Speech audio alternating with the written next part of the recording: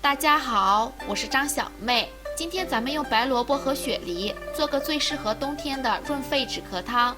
清洗干净的雪梨可以不用去皮，先对半切开，切成小块，去除梨核。梨可以润肺止咳，生吃煮汤效果都特别好，大家平时要多吃一些。清洗干净的白萝卜也可以不用去皮，去除头尾，先一分为二，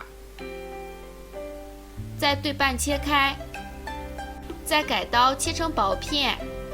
切好的萝卜片先装盘备用。准备些红枣放在清水里，清洗干净备用。接着把切好的梨块倒入锅中，把白萝卜也倒进来，放入红枣，加入适量的清水，盖上盖子，先大火烧开。锅中水烧开，放入少许冰糖，我喜欢再放些红糖，驱寒暖胃。盖上盖子，转小火，再煮30分钟，煮至白萝卜和梨软烂，我们的润肺止咳汤就做好啦。